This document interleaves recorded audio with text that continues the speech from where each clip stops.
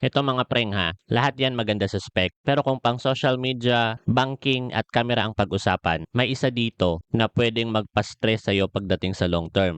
Realme 16 Pro, Xiaomi 15 Base, Poco F8 Pro, Redmi Note 15 Plus para daw sa SOCMED, banking at camera. Honestly mga preng, kung overall balance experience talaga, Xiaomi 15 Base ang pinaka-premium dyan. Flagship camera processing, stable pang banking app, at ang sarap gamitin pang content creation at social media. Yung tipong pagkuha mo, post agad sa social media. Pero hindi ibig sabihin na siya na yung pinakasulit sa lahat. Kasi mga preng, ito yung hindi sinasabi ng karamihan. Hindi porket malakas yung chipset, yan agad yung pinaka-okay pagdating sa social media or banking at camera. Real talk lang tayo mga preng. Pag banking app yung pinag-usapan, mas importante talaga dyan is software stability, security update, at less word bug. At dito minsan lamang si Xiaomi 15 kaysa sa kay Poco or Redmi. Pero HyperOS pa rin mga preng. Biggest concern talaga ng ibang user, may bloatware, random software quirk, at minsan, aggressive battery management. Hindi naman talaga lahat nakaka-experience ng ganito. Pero yan yung mga common concern sa Poco community. Samantalang sa Realme 16 Pro mga preng, surprisingly okay siya pang SOCMED at camera. Maganda yung battery, solid yung front cam, at okay siya pang Reels at TikTok content. Pero may mga reports din na nagkakaroon ng mga camera freezes, UI bugs, at occasionally lag kapag umiinit. Kaya hindi siya pinaka-safe choice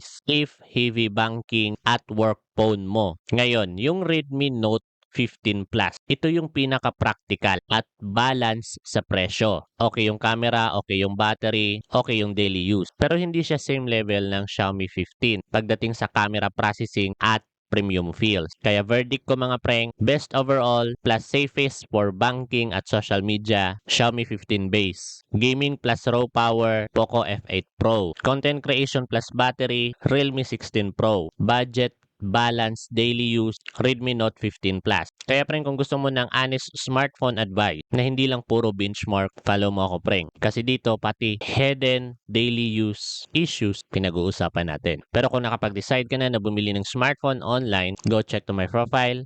Nandyan na lahat ng listahan ng authorized and official store online na pwede mong pagbilhan ng iyong paboritong smartphone, tablet, at mga top rated smartphone accessories na posible na talagang magagamit mo in the future or sa iyong araw-araw. So kita kits, sa susunod na video, follow for more.